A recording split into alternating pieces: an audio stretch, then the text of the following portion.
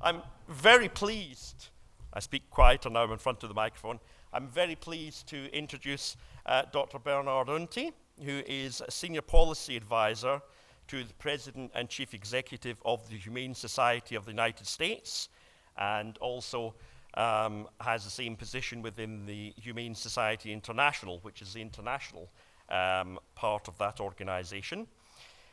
He is a historian by training, having studied the history of the animal welfare movement for many, many years. And he's going to talk to us today. So I'd be delighted if you would welcome Dr. Bernard Unti. Thank you, Mark. My father used to say, Bernard is a victim of too much education. So that advances us there, right? Key green button. Oh, there we go. All right, good. I couldn't get a slide of it. I was coming out on the train. I saw messaging at the bus stand in London.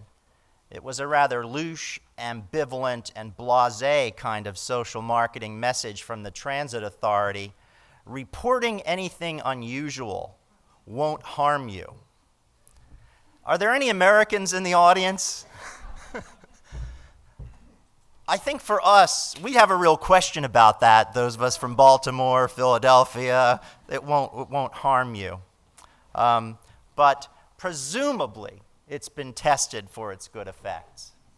Anyway, my remit is to talk a little bit from a historical perspective and then to identify a couple of campaigns, either past or ongoing, that we're involved in that bear the marks of human behavior change and social marketing approaches. I think in a way the history of our movement, in a way this brings us back to the origins, because of course the early campaigns certainly went after human behavior change, focusing on producers, users of animals, cartmen, people involved in transport and conveyance using animals, whereas part of the challenge today involves the fact of reaching out to people in their identity as consumers, whose decisions and choices have implications quite distant from their actual personal control. But I like to think that even Hogarth, in The 4 Stages of Cruelty, produced not so far away from here, had an understanding of social marketing principles. He could count on, being a well-known illustrator, that people would be curious to come and look at the elements of cruelty, the common scenes of cruelty. They would recognize, some would come with prurient interest, some would come with horror, some would come with enthusiasm, but he'd get them into the story, into the narrative, and then he'd take them on a little journey. This is the story of Tom Nero. He proceeds from childhood cruelty to adult cruelty. But lo and behold, it leads to terrible mischief, interpersonal violence. He kills his mistress. He's seized, arrested, convicted, tried, hung, and vivisected. People can fill in the blanks. I think it brings people in, but it gets them to the message that there's something amiss with cruelty.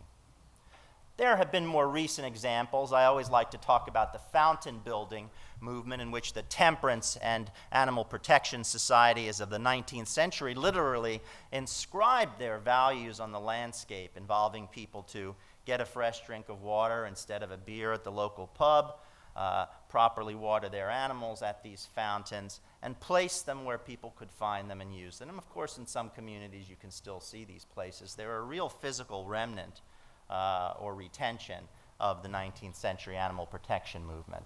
Then there's messaging. This is Henry Lewitt, the engineer of the slogan, "Be kind to animals," just a sort of simple, straightforward marketing message, about 100 years old last year, I guess it is. And then here from about 1920, this isn't too well done, and it's a little bit snarky. It's a little placard, a little business card you can leave in a restaurant reminding the proprietor that, hey, there are people that come in here who might want to get a vegetarian meal. Hopefully you're thinking about them. That's, again, nearly 100 years old. So some of these things have been around for a while.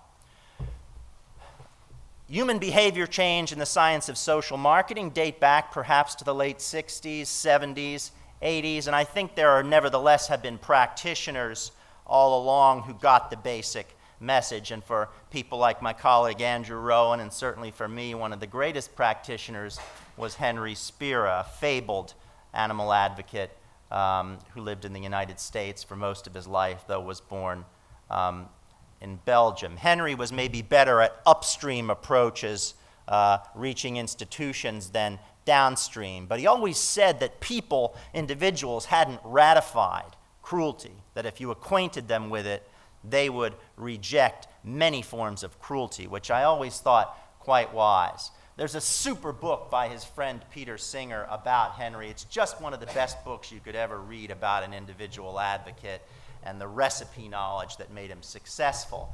But if you look at the prescriptions, which Andrew and I boiled down some time back for a slide, I think you'll recognize some of these in terms of the social marketing framework. Change behavior, not just awareness. We frequently assume you've got to get their attention, change their attitudes, and then the behavior changes, when in fact it often works the other way. Get people to change their behavior, then their awareness, their understanding, their consciousness grows. Learn from your target audiences. Don't treat people as the enemy. Treat the subject of your campaigns as a winner, as you position issues as having solutions. Very useful advice. I want to talk about a campaign in which HSUS was very involved and which is certainly seared in my memory, and it gave us a chance to really get acquainted with the principles of social marketing and human behavior change in an unusual way. You remember Hurricane Katrina with its cataclysmic effect, the mandatory abandonment of companion animals in the city of New Orleans and elsewhere. There were no provisions for helping or evacuating animals. Many disadvantaged and poor people couldn't leave. They chose to stay behind with their animals. Many elements of tragedy, but some elements of happiness and success. 10,000 rescues achieved, animals reunited, a federal bill saying no planning authority could receive federal money without having a plan in place to support evacuation of animals. And as you may know, disaster fundraising always generates a big windfall of money. You're frequently hard-pressed to spend it all at once in the immediate instance. And this left us with millions of dollars in the aftermath of Katrina. And we've noticed a few things. We've noticed lots of unspayed animals down there and unneutered. Lots of animals from fighting breeds or very aggressive animals, perhaps coming out of the fighting trade, animals that had never been to veterinarians, people who'd never been near a veterinary practice. And we thought, what if you could develop a campaign that worked at some of these problems? It seemed to be spay-neuter very low in the area. We didn't know how many animals were down there. We didn't have any spay-neuter capacity.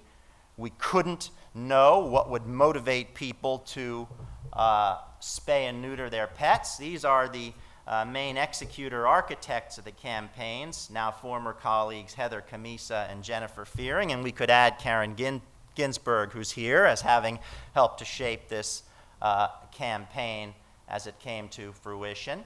I want to step back and say that we've always gone after the problem of euthanasia of homeless but healthy and adoptable animals through a series of levers. Some are pretty straightforward. Some stop puppy mills, for example, but end animal fighting and abuse, professionalize our field. You don't necessarily think of these as drivers, but they're very important. And as a historical matter, I just want to point out that we had terrible, terrible rates of euthanasia of healthy, adoptable animals in the early decades of the 20th century. We brought the number down substantially from 1970 to the present day, although it's still quite high, as you'll see, even as the phenomenon of pet keeping itself has increased in popularity during the same period. Here's another number, animals euthanized per 1,000 people. Again, very positive results. But there's always this piece that you still have 3.6 million thereabouts still euthanized, but otherwise adoptable. And the question occurs, do the techniques, we had a campaign, legislate, educate, sterilize, ongoing from about 1970 onward, do those same methods and techniques help you over the final hurdle with that remaining little intransigent piece of the challenge? It's sort of an open question. So that brings us to the After Katrina project, which invested millions of dollars in advertising, in capacity building for spaying and neutering, and in surveys, inventory of pet owners, survey, shelter census of the nearly 5 dozen animal shelters across the 2 affected states, Louisiana and Mississippi, focus groups trying to learn about what worked, mixed across the population. Obviously, you have primarily Caucasian, African American, but some Asian and Hispanic populations down there. So we came to an estimate of the number of animals in the region, prevalence in spaying and neutering. Here's what it boils down to in the end. Ownership of dogs a little higher in Louisiana and Mississippi. Cat ownership a little smaller, a little bit reduced. Spaying and neutering of dogs way below the national average. Cats spayed and neutered trailing just a little bit. Less likely to be spayed and neutered, no real surprises here, I suppose. Mixed breed dogs, female dogs, pets in rural households, pets in households with lower educational attainment, and low income and minority households. We looked into what works. This is very important. You know, the United States, it's not like the RSPCA, which manages all local societies. They're all independent entities. They all have their own budgets, their own fundraising, their own spending. They go about things their own way. Learn from your target audience. We discovered that people didn't like to be told that they're responsible for the problem. Many good people consider themselves responsible, but may still not be doing right by their companion animals. Turns out that the argument that had the most power with people was that spaying and neutering prevents pets from being put down in shelters. Cost of spay and neuter is significant, but leading with cost is not as effective as preventing euthanasia as a core message. Most convincing message, statement that ties euthanasia statistics to the puppies and kittens of their own pets. Stuff about how it helps pets to live longer, healthier, prevents certain cancers, just clutter, just not getting there. The key message develops this way. Your pet's puppies and kittens could end up in these shelters. If your pet has a litter, you'll need to find them homes or take them to a shelter where they may be killed. And this is what it boiled down to in an ad. In Mississippi, 73,000 homeless pets are put down each year. But notice the big one. What happened to your dog's puppies? I said that local societies have their own budgets. And anytime you go in the U.S. in a city, you'll see a bus card. It's got the local football star, baseball star, basketball star promoting some Be Kind to Animals message. And you think, well, that's really working. It turns out that, we are a movement that was using the wrong kind of advertising for many, many years without much data. This one stumbled into the right message. It's from about 1980, emphasizing the euthanasia question. This one, based on the work of an artist who was the resident artist of the Humane Society of the United States for many years, was really rejected by our focus groups. It just didn't work for them. Photos, not illustrations, proved to be more effective in reaching people. And very importantly, Brenda, look at this. Who has credibility as a messenger? Not the sports celebrities, not the celebrities. The Humane Society, okay, veterinarians turn out to be the most influential communicators on these questions. We have some veterinarians here? Isn't this satisfying? You knew this, right? Here's another one. I wish I had $1 for every ad I've seen on spay-neuter using sexual innuendo, humor, etc. Not effective. Not effective. Cat owners, a different subset of this group, practical reasons turn out to be the thing that turned the key for them. You don't want to live with a cat in heat. Other actions that become necessary for a campaign of this scale: we supported the development of animal shelter medicine programs at the 2 major veterinary schools in the region. We have shelter medicine programs at many American veterinary schools, but we didn't have them present. They're only there by grace of our continuing support in the aftermath of this Katrina moment and the surplus funds, but they really anchor what's going on at the local shelters now in terms of best practices, but also in terms of communicating with veterinarians who might be asked to participate in low-cost spay-neuter or high-volume spay-neuter campaigns, expansion of spay-neuter clinics and events around the states, partnerships with all of the local communities, targeted advertising. We created incentives for local societies to begin tracking intake of animals carefully. As again, this is going to come up here in other presentations. You can't really measure the problem or the outcomes if you don't get the numbers down right. It's particularly a challenge in our work and in some fields more than others. What did we learn? Consistent results across groups by age, income, ethnicity. Top findings consistent across those categories, as well as for differing pet owner categories. Very solid outcomes across the 2 Gulf Coast states. And I think this is the one that really should be writ large. What appeals to us advocates may not appeal to our target audiences. And we transition. What if we could learn something more broad for the rest of the United States and the world in terms of the lessons gained during Hurricane Katrina? Other things have us thinking about these issues. One was the Michael Vick case. Michael Vick was the highest paid American football player, a quarterback, very celebrated.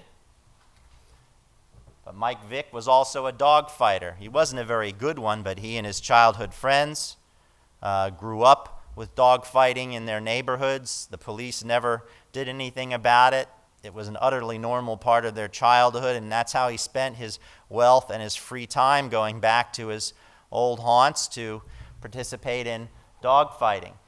Mike Vick was convicted under federal statutes, which we'd helped to strengthen in recent years. It would have been worse for him if President Bush had just signed one of those bills, and we called for Vick's prosecution and along with others provided some undercover investigation evidence leading to his conviction.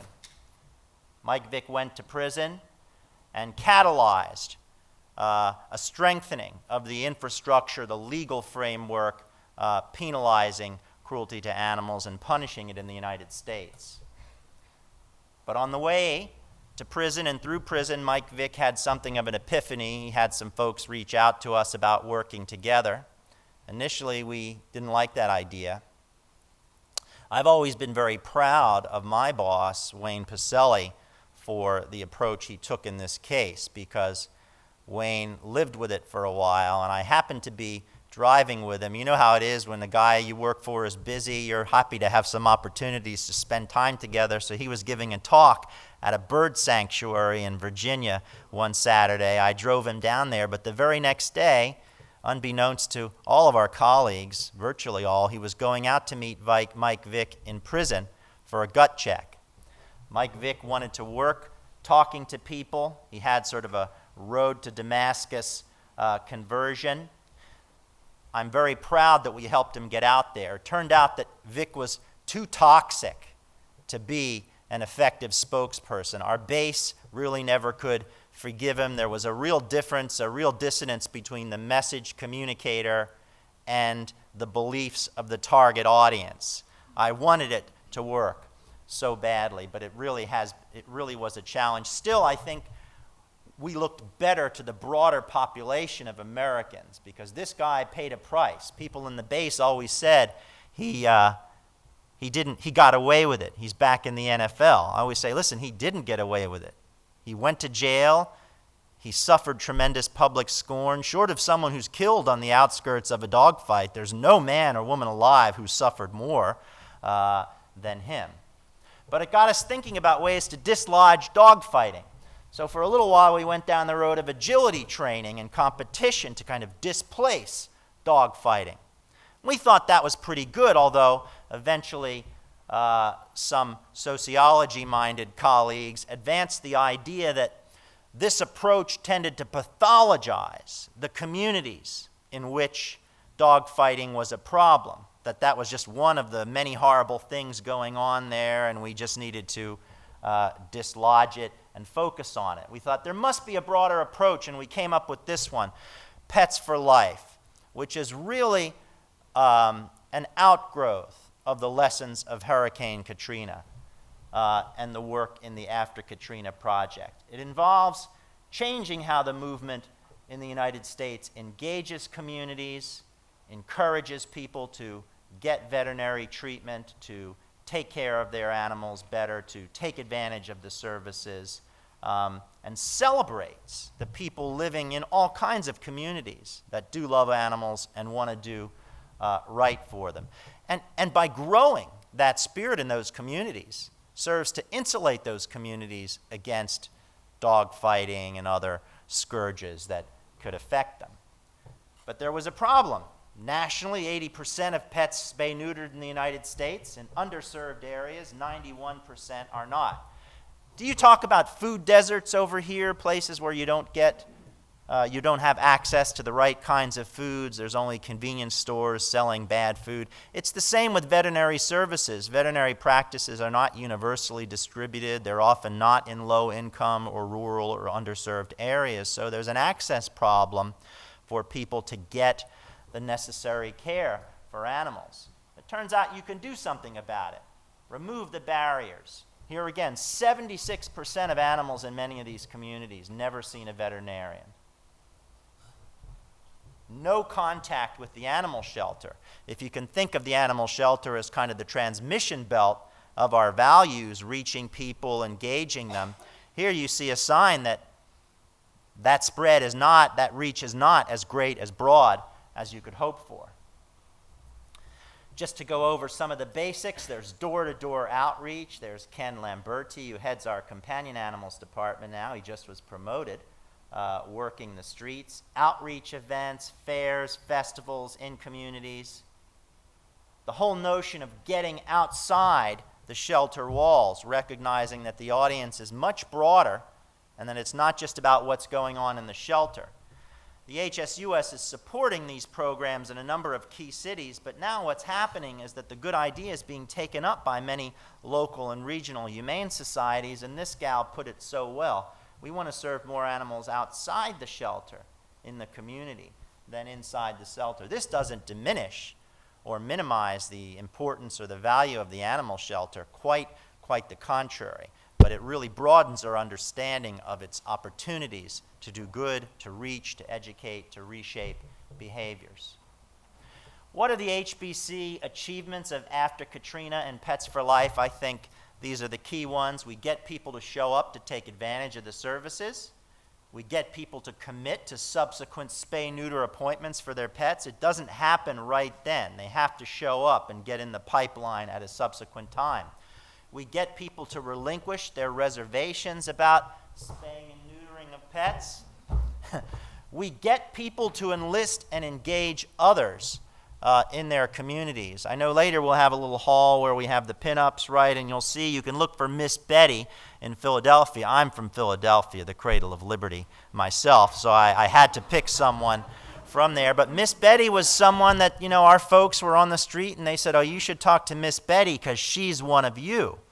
Well, it turned out they didn't lie. She was one of us, but she had a certain moral, social authority in that community that made her the greatest evangelist for our cause and opened doors for us, secured the safety of our staff members in various situations, and we were able to kind of involve her directly as a real leader of our work in those communities, which has ensured the success of those communities. We've since been working with the Ad Council on, again, well-tested advertisements and outreach, just promoting spay-neuter more broadly. We think this is helping. Obviously, spay-neuter capacity, we still need to build. These problems I'm talking about have not been resolved, not in the Gulf Coast states, not in the United States, but there is this interesting challenge. What will it take to get that last little piece out of the sardine tin? Sorry to offend anybody. In terms of solving the problem in the ultimate sense. I want to shift to talk about another campaign that's got a little history and it's ongoing. I think it might be one of the biggest animal welfare challenges, one of the biggest environmental challenges, and one of the biggest human behavior challenges one could conceive of in the world. It has to do with global demand for meat and global consumption of meat, its unsustainability, its impact on environment, its impact on public health, its impact on animal welfare. And, you know, it's a classic human behavior change problem. In the Katrina case, I suppose there's no competition really, right? In the sense of business or social competition for the behavior. We're really trying to get people just to take an action that for various reasons they don't take. In the meat reduction, though, no, man. People like to eat meat. I grew up with them. I ran with them. I ran from them. I was them too. There's real competition in that space. How do you get people to think about it? It's part of a terrible convergence. The rise of the human population, concurrent species extinction. You could all pick your own slides to convey some of these themes. This is the one that always kind of scares me. But we have no less an authority than Bill Gates to remind us that the broad demand for meat is not sustainable. And in his case, the notion that the whole market for meat can be disrupted or is ripe for reinvention by various means, some of which we might talk about today or later in the presentations. A lot of the work we've done so far has involved upstream initiatives. I think Henry Spira's shadow casts very long here. It turns out that government agencies and companies, suppliers, universities, they're human behavior, they're human institutions where human behavior principles and dynamics of change can apply. I think that's something to remember. But I also think, again, as everybody here involved in campaign or policy work would know, the actions of a government or multinational corporation in moving toward a pro-animal welfare practice can frequently greatly exceed the impact of individual choices. This is just a small snippet of our work with corporate America to effectuate positive changes in the supply chain for eggs, dairy products, poultry, beef, pork, etc. We've been able to succeed in persuading many of these companies that the consumer market wants better choices, that people care about these issues, and that companies have a corporate social responsibility or a CSR duty of care to take these questions on and to use the language of conscious capitalism, that paradigm that, you know, companies that do good can do very well indeed. Whole Foods is one that's done a lot of this by putting its commitment to animal welfare at the point of sale so people can make some choices right up front about what they want to do. You know, there was kind of a dystopic study released a few months back in the U.S. about what do you think, Bernie bought the jeans over here on the rack. He didn't buy the jeans over there because he discovered they were made, you know, by 11-year-olds chained to workbenches in Pakistan. Well, what they did, these researchers tested people's attitudes on the way out of the store, and so they told the person, hey, you know, you bought the bad jeans, but this guy over here, this angelic figure, he bought the right jeans, and here's why. What do you think? And they say, hey, I think he's a jerk. He's a jerk. The lesson there is, you know, get it up there, get it up in the front so people have the opportunity to make the change. Don't shame them after the fact. So I think there's a positive message there. more and more animals coming under certification. Obviously, this is the high welfare or the welfare-friendly, the more humane approach is coming into play. Both in our corporate work and our political work, we benefited from a fantastic consumer survey. It was all the more fantastic because it was conducted by the American Farm Bureau Federation, one of the most hostile interests to our work, and rigorously conducted. And here are some things we learned, and they've had a hard time to disavow it. People understand animals have the same ability to feel pain and discomfort. 95% farm animals should be well cared for. 68%, two-thirds, the government should take an active role in promoting farm animal welfare. I would vote for a law in my state requiring farmers to do better, 75%. And with particular respect, housing sows in gestation crates is humane, only 18% went for that.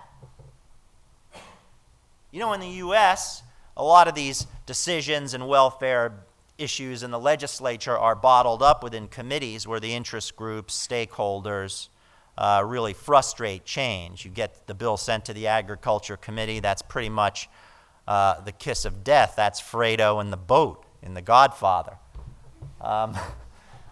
But we also have a referendum system like you see in a number of nations. It's a progressive era phenomenon in the United States which allows certain measures to go directly to the popular vote, which we've used in those handful of states where this measure is in place. And this has produced, since 2002, when we got the largely symbolic ban on gestation crates in Florida, there were 2 farmers using gestation crates in Florida at the time, to this. Obviously, Prop 2 in California, the most significant. A lot of the changes you've seen in the United States come in the wake of the Prop 2 measure, but you're seeing it happening. We just had a tremendous fight in New Jersey, which we lost against Governor Christie, but I think we won the moral campaign there. This shows you, in terms of some of the particulars, what's going on. So we finally have a bit of a foothold in terms of mobilizing people around their values and getting it into the political domain. We're also doing some of this at the international level. And again, this is a classic upstream kind of approach, trying to rework lending policies so that they don't favor factory farming and other objectionable methods of husbandry. Obviously, the World Bank groups funnel and control a tremendous amount of lending to governments and other institutions. Now we come to the bigger problem, which is the consumption. This is the U.S. consumption of meat. It's been going up pretty substantially. I think this tracks for most developed countries, at least until recently. Here you can see that the farm animal slaughter totals in the USA going up to a couple years back. Obviously, chickens are the big number here. This is how it looks without chickens. You know, I guess this is pretty recent, there was an article that said, "Ha-ha, you animal campaigners and vegetarians, creeping veganism. Meat consumption is going up again. You've failed." Because, of course, it went down for a couple years. I think 2014 it went down.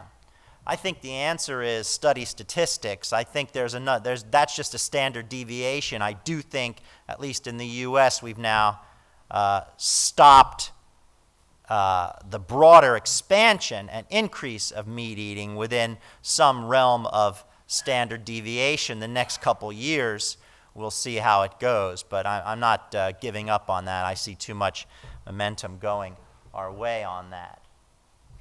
Again, we have all sorts of ways to look at this worldwide meat production. Obviously, it's rising in developing countries. China, most recently, has announced that it would launch a campaign to reduce demand by 50%, I think. Both the environment and the health departments are involved. And it'll be interesting to see how a statist kind of authoritarian state will implement this kind of approach. But clearly, growing demand in China is a real problem. I think it accounts for about 27% of global consumption of meat. The EU might be about 17%, something like that. I mean, China is expected to add another 15% or something over the next 20 years. That would be very bad for animals, very bad for the environment, very bad for us. It's not just China, but I mean, it's a marker of the kind of threat. Here we again, global meat consumption by types. Sorry, this one's a little fuzzy.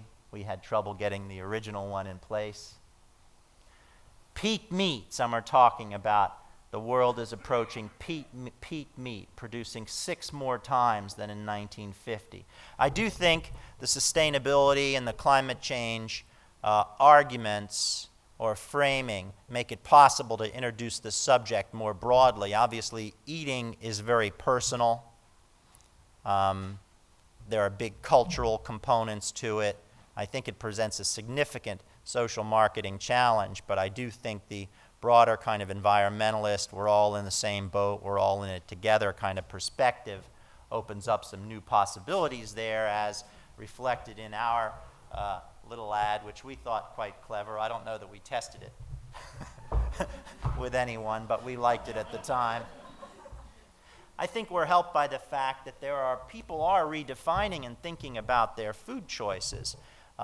There is a kind of libertarian perspective on food. You can get gluten-free, vegetarian, vegan, there's labeling. So I think there's kind of a pluralist culture shaping up around identity of our identity as consumers of food that comes into play. Of course, in the U.S., we've always had this sort of 3 R's as applied from the laboratory animal framework to the farm animal question: reduce consumption, refine to avoid factory farm products, replace animal products with plant-based products. That's a basic framework.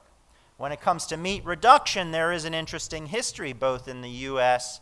and in the European countries for sure. Obviously, in times of austerity and the devotion of allocation of resources, there have been experiments. This is a World War I era poster, World War II era poster actually, although Meatless Monday goes back to World War I. So these kind of austerity campaigns create an interesting precedent, if not the right kind of messaging. Here again, one of my favorite authorities on this question, the American Meat Institute, indicates that half of American consumers know about Meatless Monday, which is an idea to nudge people along a little bit, the idea that it's not absolutist. Everyone can afford to eat a little bit less. It's not a great sacrifice. Reporting unusual behavior and eating a little less meat won't harm you. 18% are participating. And of course, we have some key influencers here. Hey, this guy just got me here safely the other day. And Oprah just committed to it and tweeted. I don't do any of that book face, Tweety Bird, Instamatic, but she does. And so, you have key influencers reaching people, looking to set the bar a little higher on these things. This is how Meatless Monday is shaping up in the United States. We've got this little pin map showing some of the campaigns, the activities. We're reaching out to schools, hospitals, institutions, individual consumers through markets, grocers, etc., asking them to participate. This reflects some of the places worldwide we have it going. Just to talk about some of the elements on the international campaign side of things, which I think are useful. In the international setting, of course, you're not necessarily dealing with places where there's high consumption of meat and animal products, but where it might be growing or where there could be. So the messaging and the thinking focuses to some extent on getting people to value and maintain the dietary approaches that they already have, and to valorize and celebrate those approaches as they stand. The reaching out I mentioned, talking to corporate suppliers. It turns out many cafeterias at universities are operated by these big companies. If you get to the right people, get in there, indicate to them, show them some signs that their student populations and others want better choices, you can get them moving in the right direction. Advertising campaigns, changing recipes of a traditional nature to try to introduce the plant-based elements rather than hitting them with unusual foods or refined foods or foods that would be difficult to prepare or too strange. Make it a little bit fun. We try to indicate that there are exciting ways to do this, that is not a sacrifice. You're embracing a range of wonderful choices. Instead, you're part of a broad number of people that are involved. They're good-looking people. You can be a part of that. Reaching other partnerships. You know, I have a colleague writing on the historic challenges, at least in the U.S., of uniting environmentalists and animal advocates, and there are a few disconnects. But of course, we all understand in the sober moments that these two movements and value clusters share a lot of things in common, and we need to get them all together more readily. Again, celebrating change. For myself, I'm an optimist. I think Churchill actually said that, so I felt I could quote him. It does not seem to be much use being anything else. I'm very encouraged by better analytics, the science of behavior economics. I love the book Nudge, which talks about libertarian paternalism in the United States in particular. I think the landscape of opportunity is growing. There's a lot of interest in the animal welfare issues. I think the effective altruism movement will help. I think the fact that a tougher, better informed donor base will impose more rigor and responsibility on the part of animal protection societies in developing campaigns and initiatives that meet the standard. And I thank you for your attention today.